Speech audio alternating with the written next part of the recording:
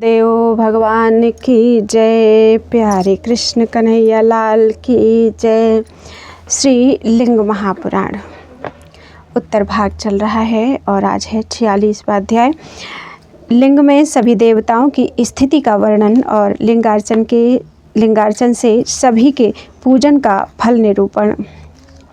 ऋषिगण बोले, हे विशाल बुद्धि वाले सूत जी, हे रोमहर्षण, आपने अज्ञानियों के भी मोक्ष के लिए हम लोगों से जीवत श्राद्ध की विधि का वर्णन किया है। हे सुव्रत, रुद्र, आदित्य, वसु, इंद्र आदि देवता तथा शिवजी की लिंग मूर्ति की सुंदर प्रतिष्ठा किस प्रकार होती है। विष्णु, इंद्रदेव, भगवान ब्रह्मा, अग्नि, यम, निरति, महातेजस्वी वरुण, वायु, सोम, यक्ष, अमित आत्मा वाले कुबेर, ईशान तथा पृथ्वी की उत्तम प्रतिष्ठा कैसे की जाती है। दुर्गा, शिवा, हेमवती, कार्तिकेय, गणनाथ, नंदी तथा अन्य देवताओं और गणों की शोभन प्रतिष्ठा किस प्रकार होती है। इनकी प्रतिष्ठा विधि का विस्तार पूर्वक वर्णन कीजिए। हे सुव्रत, आप समस्त अर्थ तत्व के ज्ञाता और रुद्र भक्त हैं। आप कृष्ण द्वैपायन व्यास की साक्षात दूसरी मूर्ति हैं। सुमंतु, जैमिनी तथा पैल परम ऋषि के रूप में प्रतिष्ठित हैं। रोमहर्षण उन्हीं के सदृश गुरु भक्ति करने में समर्थ हैं। इस प्रकार की विशद वाणी गंगा तट पर व्यास जी ने स्वयं प्रकट की थी।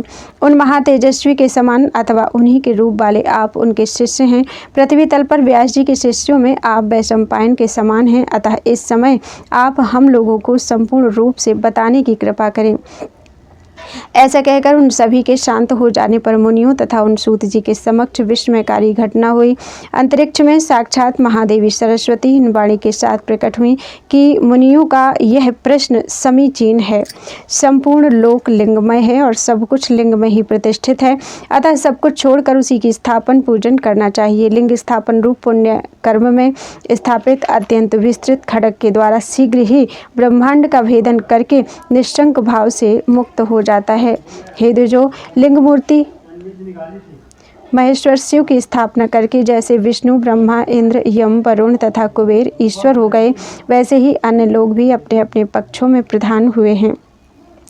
ब्रह्मा, शंभु, भगवान विष्णु, देवी रमा, धरा, लक्ष्मी, धृति, स्मृति, प्रज्ञा, धरा, दुर्गा, सची, सभी रुद्र, सभी वसु, कार्तिकेय, विशाख, शाख,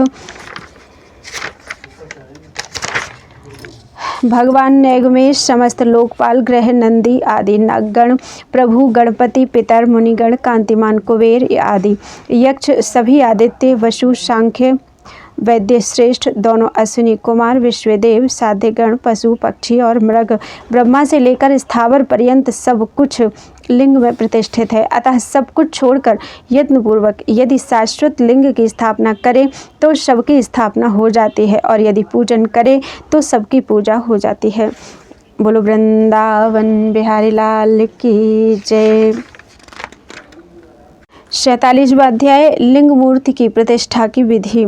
सूत जी बोले, यह आकाशवाणी सुनकर दृढ़ संकल्प वाले उन मुनियों ने दोनों हाथ जोड़ लिए।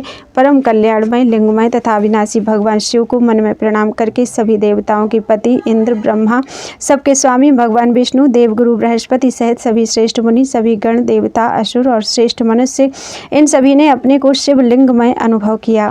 यह सुनकर छहों कुलों के सभी मुनि सब कुछ छोड़कर समाहित चित्त हो लिंग प्रतिष्ठा करने के लिए उद्यत हुए। संयत व्रत वाले उन सभी मुनियों ने हर्ष युक्त गदगद वाणी में पुण्यात्मा सूत जी से महती लिंग प्रतिष्ठा की विधि पूछी। सूत जी बोले, हे मुनियों, धर्म, अर्थ, काम और मोक्ष के लिए मैं आप लोगों से संक्षेप में लिंग मूर्ति की प्रतिष्ठा की विधि का अनुक्रम से यथावत वर्णन करूंगा।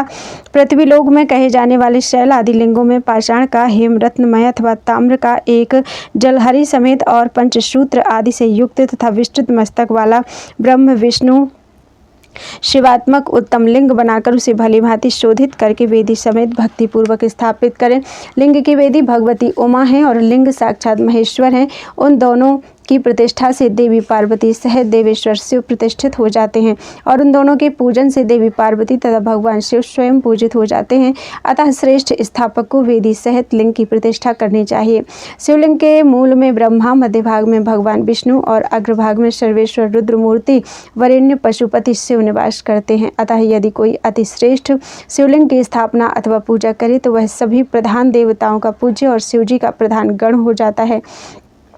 जो लोग गंधमाल्य, धूप, दीप, स्नान, हवन, नैवेद्य, समर्पण, स्तोत्र, मंत्र तथा उपहारों से देवताओं में श्रेष्ठ विग्रह वाली लिंग मूर्ति महेश्वर का अर्चन करते हैं, वे जन्म, मरण, नाश, क्षय आदि के भय से रहित हो जाते हैं। प्रधान देवताओं तथा गंधर्वों और सिद्धों के वंदनीय तथा पूजनीय हो जाते हैं, श्रेष्ठ शिवगणों के नमस्कार योग्य हो जाते हैं और अपरिमित प्रभाव वाले हो जाते हैं। अतः सभी कामनाओं की सिद्धि के लिए सभी उपचारों से भक्तिपूर्वक महेश्वर और विशेष रूप से लिंग मूर्ति की स्थापना तथा पूजा करनी चाहिए। सम्यक अर्चन करके तीर्थ में शिवासन पर लिंग की स्थापना करनी चाहिए। कूर्च, वस्त्र आदि से लिंग को आच्छादित करके कूर्च युक्त, अक्षत युक्त, स्वस्तिक आदि से सुशोभित, सुंदर तंतु से वेष्टित, वज्र आदि आयुधों से संयुक्त, वस्त्र युक्त तथा प्रधान समन्वित लोकपाल आदि देवों के कलशों से ईशान मंत्र से प्रतिष्ठित शिवलिंग का चारों ओर से रक्षण करें। एक विशाल मंडप का निर्माण कराएं जो धूप, दीप आदि से सदा युक्त रहे, पूजित गज, महेश आदि के चित्रों से युक्त रहे, लोकपाल आदि के ध्वजों से सुशोभित रहे। उस मंडप के बाहर चारों ओर से सभी लक्षणों से संपन्न सुंदर दर्भ माला वेष्टित कर देनी चाहिए। तदनंतर उस शिवलिंग को 5 रात अथवा 3 रात अथवा 1 रात ही धूप दीप से समन्वित जल में अधिवासित करना चाहिए। यजमान को चाहिए कि वेदाध्ययन परायण रहते हुए नृत्य, गीत आदि मंगलों से, किंकिणी की ध्वनि से तथा ताल वीणा के स्वरों से मंडप को युक्त रखें और अव्यग्र भाव से समय व्यतीत करें। प्रतिष्ठा के समय जल में शिवलिंग को निकालकर समाहित होकर पुण्याह वाचन करें और लिंग को मंडप में रखें जो लक्षणों से युक्त हो, भली भांति परिष्कृत हो, वेदी से युक्त हो, 9 कुंडों से आवृत हो, पूर्वोक्त विधि से सभी लक्षणों से समन्वित हो, 8 दिक्पालों के निमित्त 8 मंडलों से संपन्न हो और 8 दिशाओं में लगाई गई ध्वजाओं से सुशोभित हो। पूर्व दिशा से क्रम से प्रारंभ करके पूर्वोक्त लक्षणों से संपन्न कुंडों से यह मंडप युक्त हो। ईशान दिशा में प्रधान कुंड बनाया जाता है जो चौकोर होता है अथवा 5 कुंड एक ओर हो और एक स्थंडल हो। शिव की अर्चा में समस्त यज्ञोपकरणों तथा भूषणों से युक्त महाशय्या वेदी के मध्य व्यवस्थित करनी चाहिए जो पास में रखी हुई 5 बत्तियों वाले दीपक से सुशोभित हो, स्वर्ण पट्टियों से युक्त हो और श्वेत वस्त्र से आच्छादित हो। ऐसी व्यवस्था करके परमेश्वर शिव को स्थापित करना चाहिए। लिंग के शिरोभाग को पूर्व की ओर ईशान मंत्र के द्वारा विधि पूर्वक स्थापित करना चाहिए। रत्न यास करने के बाद मुख्य कलश को स्थापित करना चाहिए। तत्पश्चात लिंग को 2 वस्त्रों द्वारा कुछ सहित चारों ओर से लपेटकर उस पर रखना चाहिए। रत्न्यास हो जाने के अनंतर वाम आदि 9 शक्तियों को स्थापित करना चाहिए। पंचगव्य से युक्त हिरण्य सहित 9 रत्नों, पंचगव्य तथा सब प्रकार के धान्य भी आधारशिला पर रखना चाहिए। भक्त को चाहिए कि शिव गायत्री मंत्र का उच्चारण करते हुए ब्रह्मलिंग को स्थापित करे अथवा केवल प्रणव के द्वारा भी अव्यय शिव को स्थापित करे। प्रभु की वेदिका के अधोभाग को ब्रह्म ज्ञानम मंत्र के द्वारा तथा मध्य भाग को विष्णु गायत्री मंत्र के द्वारा विन्यास करे। वेदिका के ऊर्ध्व पूर्व पश्चिम भाग का विन्यास प्रणव मंत्र के द्वारा करे। नमः शिवाय तथा नमो हंसः शिवाय अथवा रुद्राध्याय मंत्र के द्वारा शिवलिंग को शोधित करके स्थापित करे। कलशों को चारों ओर पंचब्रह्म मंत्रों से स्थापित करना चाहिए। अब प्रतिमा के स्थापन की विधि कही जा रही है। पूर्वोक्त विधि से वेदी के मध्य में उन सबको स्थापित करना चाहिए। मध्य कुंभ पर शिव को और दक्षिण कुंभ पर परमेश्वरी देवी शिवा को रखना चाहिए। उन दोनों के बीच में अति सुंदर स्कंद कुंभ पर स्कंद कार्तिकेय को रखे अथवा ब्रह्मा को स्कंद कुंभ पर रखे और विष्णु को ईश कुंभ पर रखे और ब्रह्मांग को शिव कुंभ पर रखे। शिव, महेश्वर, रुद्र, विष्णु और पितामह ये ही ब्रह्मांग हैं। हृदय आदि तथा अंबिका इन सबको वेदी के मध्य में पूर्वोक्त रीति से स्थापित करें। सुगंधित जल से वर्धनी कुंभ को भरकर उसमें देवी को स्थापित करें। शिव कुंभ में स्वर्ण, चांदी और रत्न डालने चाहिए। हे सुब्रतो, वर्धनी कुंभ में भी यत्नपूर्वक गायत्री और अंग मंत्र द्वारा विद्येश्वरों तथा अष्ट दिक्पालों को स्थापित करना चाहिए। अनंत, ईश आदि अन्य देवताओं के नाम के आदि में प्रणव तथा अंत में नमः लगाकर ब्रह्मकूट से पूरी दिशा कुंभ में स्थापित करें। 8 कुंभों में से प्रत्येक कुंभ को नवीन वस्त्र से ढक दें। विद्येश्वरों के कुंभों में सुवर्ण, रत्न आदि डाल दें। गायत्री के अंगन्यास मंत्रों द्वारा ईशान आदि के मुख क्रम से जया आदि से लेकर स्विष्ट पर्यंत हवन आदि सभी कर्म पूर्व की भांति करना चाहिए। शिव कुंभ से, वर्धनी कुंभ से, विष्णु कुंभ से, पितामह कुंभ से तथा विद्येश्वरों के कुंभ से परमेश्वर शिव का अभिषेक करना चाहिए। ब्रह्म कुंभ से विशेषकर ब्रह्म भाग का अभिषेक करना चाहिए। स्वस्थ चित्त होकर ईशान आदि मंत्रों का पूर्व की भांति क्रम से विन्यास करना चाहिए और 1000 कुंभों से स्नान कराकर पूजन करना चाहिए। तदनंतर आचार्य को 1000 पणों की उत्तम दक्षिणा देनी चाहिए।